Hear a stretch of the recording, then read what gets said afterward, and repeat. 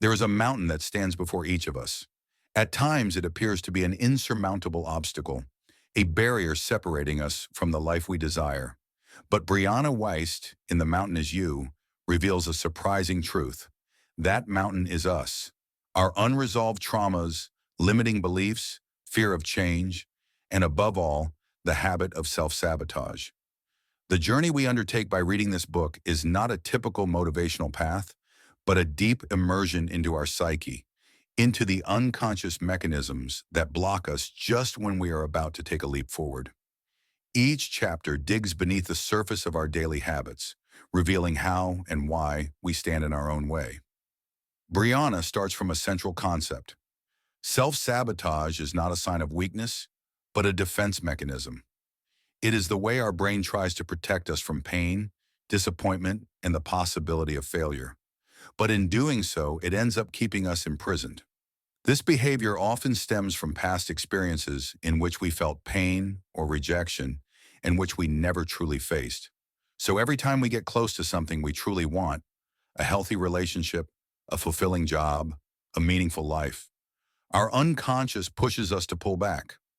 The first step toward change is recognizing the signs of self-sabotage: chronic procrastination, paralyzing perfectionism, anxiety, self-destructive behaviors, fear of success. These are all signals from a part of us that is afraid to evolve, because it associates change with danger. Wiest emphasizes the importance of welcoming this sabotaging part with compassion rather than fighting it. Only by doing so can we understand it, communicate with it, and transform it. Behind every form of sabotage lies an unmet need: safety, love, recognition, control. If we ignore these needs, we will continue to sabotage ourselves. If we listen to them and address them with awareness, we can finally break free. The book then invites us to reflect on the gap between what we desire and what we truly believe we deserve. Often we say we want to be happy, but deep inside we feel we do not deserve it. This conflict creates tension, which manifests in choices that move us away from our goals. To resolve it, we need to rewrite our deep-rooted beliefs, those we inherited during childhood or developed through painful experiences. Transformation begins with awareness. Brianna suggests observing our behaviors without judgment and asking ourselves, what am I really trying to protect with this choice? What fear is hiding behind this action? The more aware we become, the more we can interrupt the autopilot and make intentional choices. Another key point in the book is the concept of self-abandonment.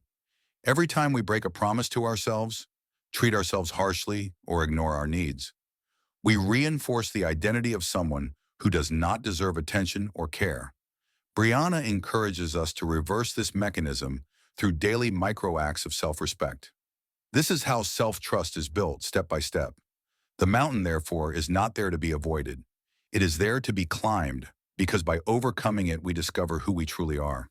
The pain we have repressed, the emotions we have never processed, become the raw material from which to forge our growth.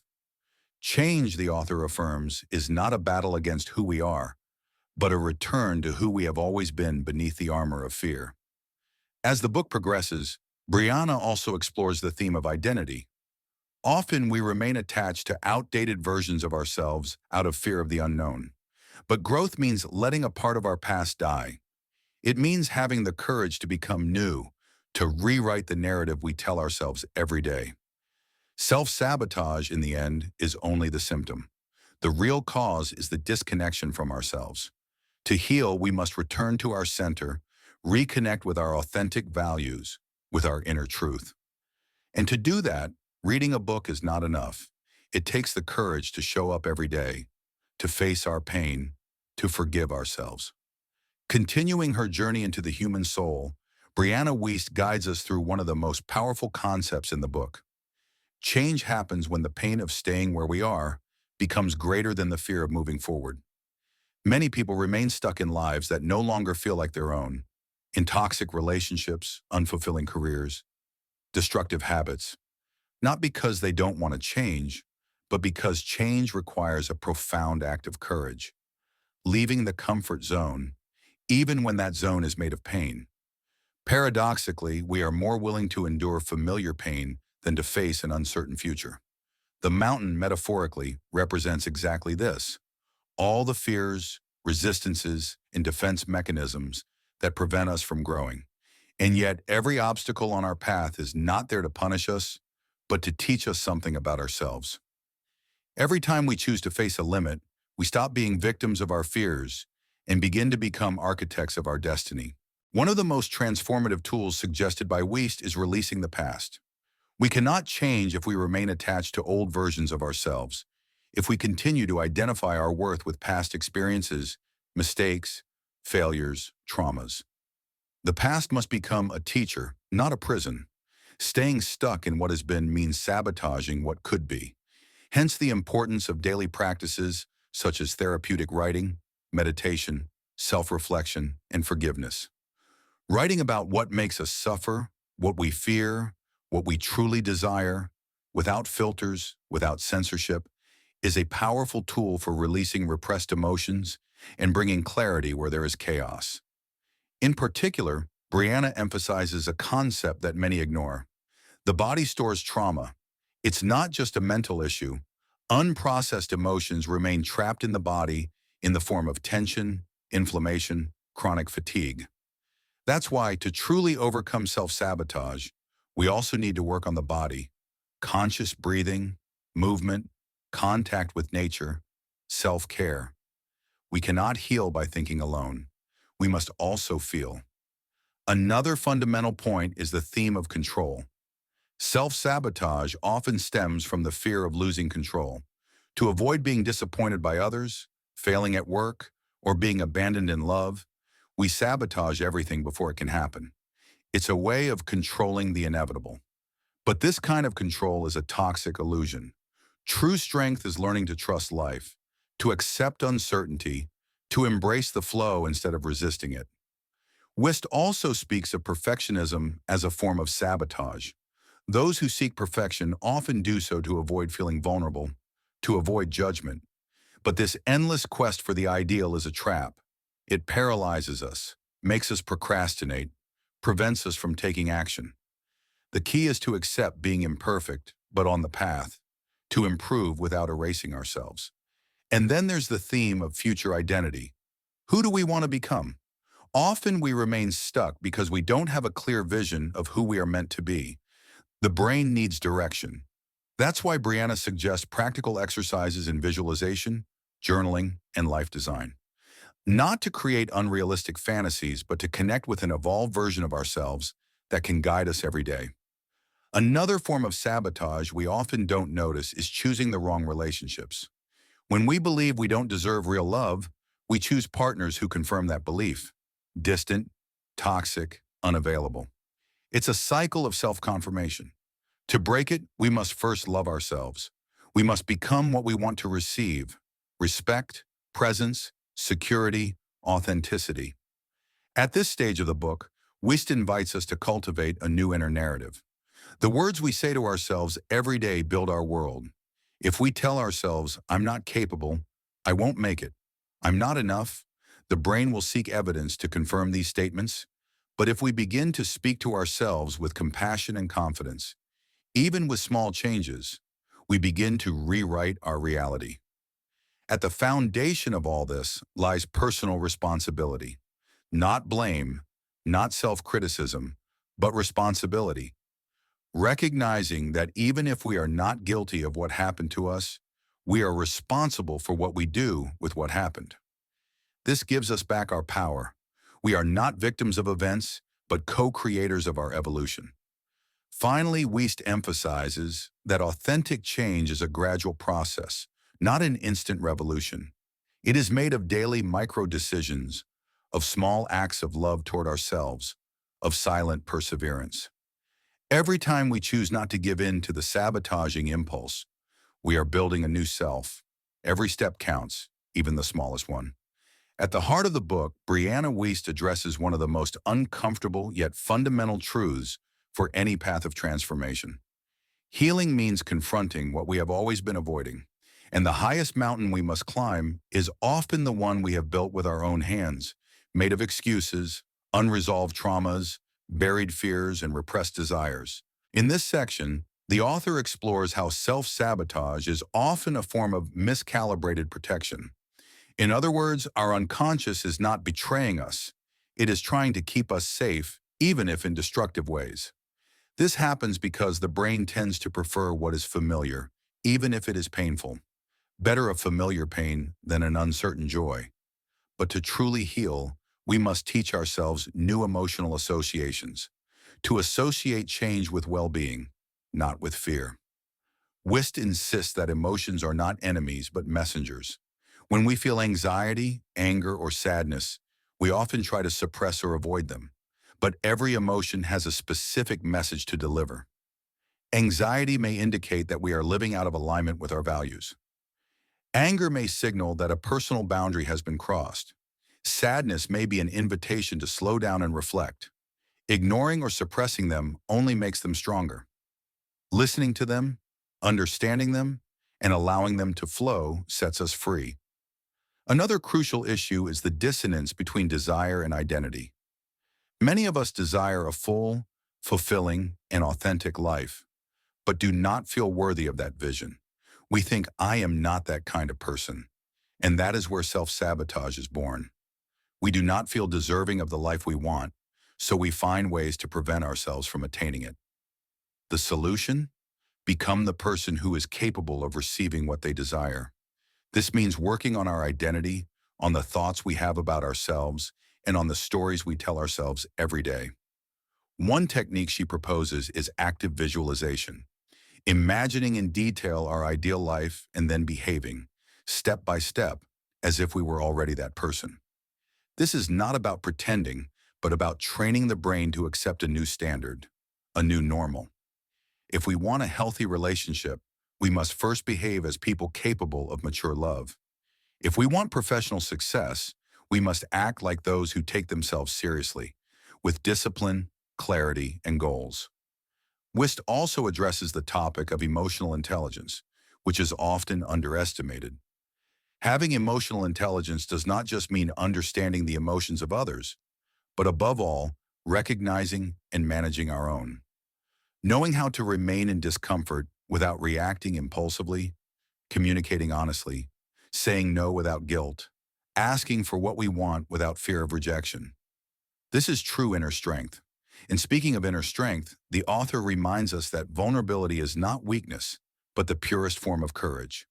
Allowing ourselves to be seen for who we are, even in our limitations, is the first step in building authentic relationships in a real life. Those who hide out of fear of judgment end up stifling their own potential. Those who show themselves open the path to connection and change. Another very important aspect concerns time. Many people sabotage themselves by postponing. It is not the right time. I am not ready. I will wait until things settle. But Wiest exposes this dynamic. The right time does not exist. Only the present exists. And the present is the only point from which we can build something new. Every procrastination is a gentle lie we tell ourselves to avoid facing fear. Furthermore, the author introduces the concept of energetic autonomy.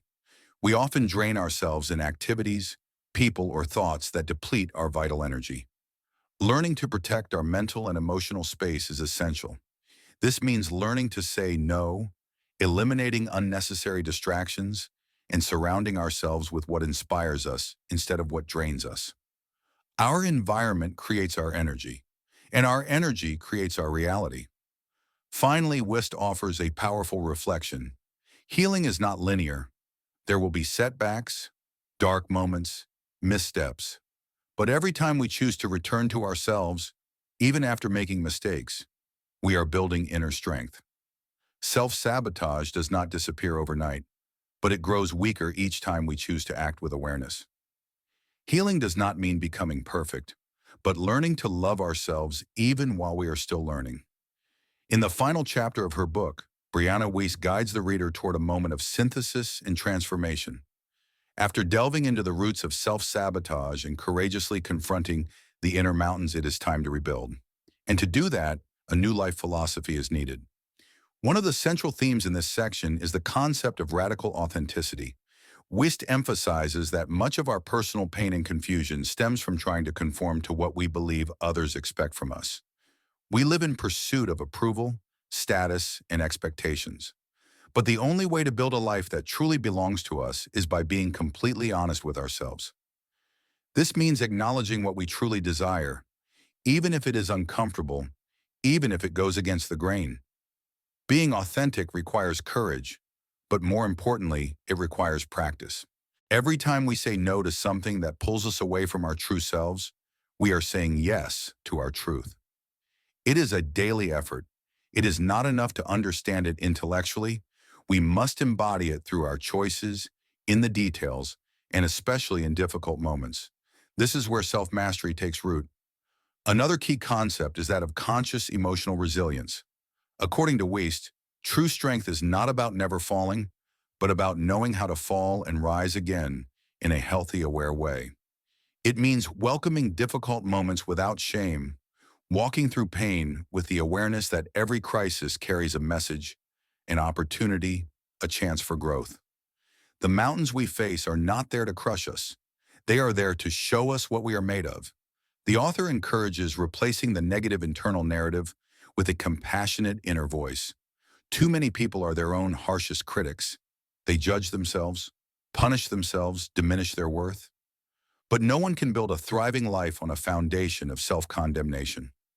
True transformation begins with changing the inner dialogue. From "I am not enough" to "I am learning." From "I will never make it" to "I can grow." From "I do not deserve" to "I am ready to receive."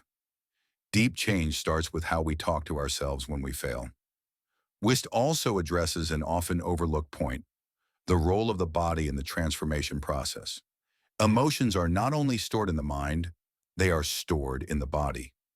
Muscle tension, blockages, chronic fatigue, digestive issues. These are often the physical language of trauma, fear, and rejection. For this reason, the author recommends body-based practices such as conscious breathing, movement, somatic meditation, and emotional journaling. To free the body is to free the mind. Toward the end, the book takes on an inspirational yet practical tone. Wiest reminds us that every small act of alignment matters. There is no need to change everything overnight. What matters is building habits that bring us closer to our most authentic and aligned selves.